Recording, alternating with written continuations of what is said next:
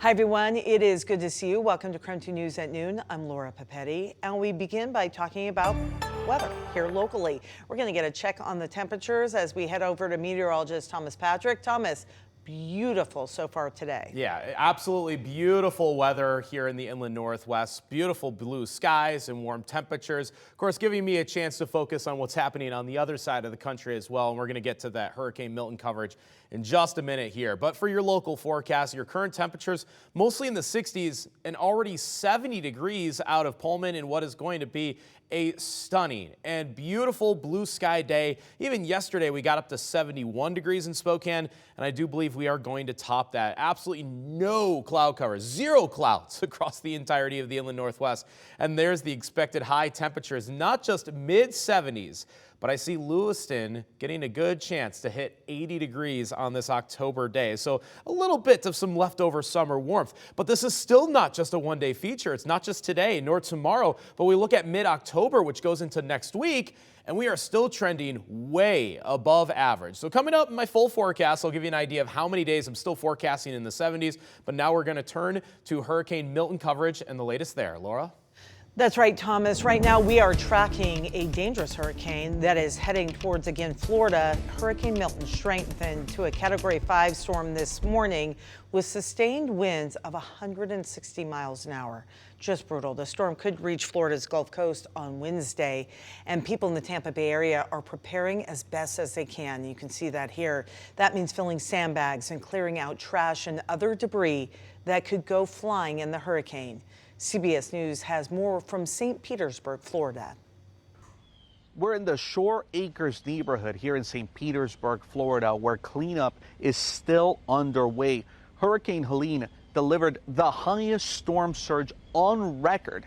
And if the current track holds, Milton could be much worse. This community still cleaning up like so many communities up and down the Gulf. Hurricane Milton is forecast to make landfall as a life-threatening Category 3 storm Wednesday along the west coast of Florida. Helene left behind catastrophic damage and killed at least 230 people across the southeast. Now, here on Florida's west coast, Helene cost billions of dollars in damage. Storm surge reached higher than 15 feet in some areas, leaving many homes almost completely underwater. Now, at this point, there are two major concerns with all this debris. One, that it gets picked up by the wind, and two, that it could clog up the storm drains. There are currently mandatory evacuation orders up and down the Gulf Coast of Florida, and 51 counties are under a state of emergency. Cristian Benavides, CBS News, St. Petersburg, Florida.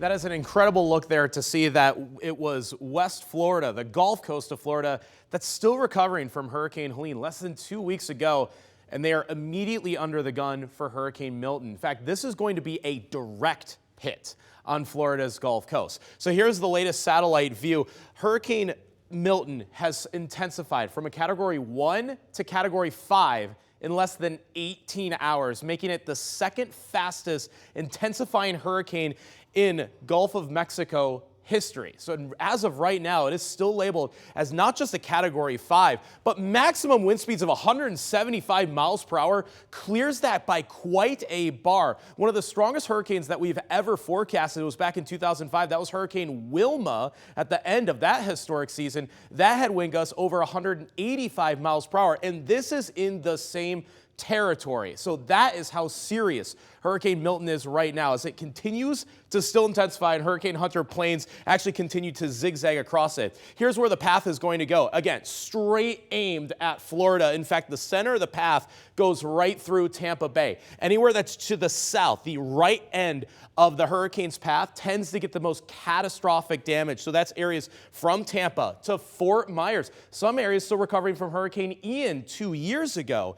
And even the villages in areas like Orlando are still going to get hurricane-forced winds as Hurricane Milton does make landfall Wednesday evening. So this is going to be yet another absolutely devastating hurricane. Obviously, lots and lots of people evacuating as of today. And hopefully everybody is ready in this part of the country for what is going to be yet another historic storm ahead of us. Thomas, thank you. So just wrapping things up, Hurricane Milton following, of course, just about a week after Hurricane Helene, as you heard Thomas talking about, which devastated parts of the South. More than 220 people died, and what is now the deadliest hurricane to hit the U.S. mainland since Katrina. Helene dumped 14 inches of rain on Asheville, North Carolina. The death toll there reaching more than 60 people, and dozens more are still unaccounted for. And as the water continues to recede, residents are returning to see what's left of their homes. We're not expecting, obviously to replace the house or anything off of any sort of insurance money. We are applying for FEMA disaster relief, and we are hopeful. The impacts of Helene are trickling down to the rest of the country. There is concern now over a nationwide shortage of IV fluid. This is after the storm damaged a facility in Baxter, North Carolina, that provides IV fluid to hospitals. So many people feeling the impact. Also happening today, Spokane City Council will discuss an amendment to the Community Safety Ordinance. That's the new tax that will be on upcoming ballots. KREM 2's Brandon T. Jones has what we all need to look for. As some background, this new proposal would be a new tax to fund city resources like the Spokane Police Department or Spokane Fire Department. So if passed this November, Mayor Lisa Brown says the new tax would cost the average Spokane resident around $1 for every $1,000 they spend. In the original proposal, the mayor said roughly $6.5 million per year would stay in the city of Spokane and will be dedicated to community safety enhancements. At tonight's meeting, council members will discuss how the Community Safety Fund will be a restricted fund, clarifying that funds will go directly into those safety resources mentioned, such as the Office of Police Ombudsman and a municipal court. The mayor and council president Betsy Wilkerson have mentioned this step increases transparency. Again, the new proposal will be on this upcoming November ballot. So we'll continue to keep you updated throughout the entire process and after election season. But for now, reporting here in front of City Hall, Brandon T. Jones, KREM 2 News.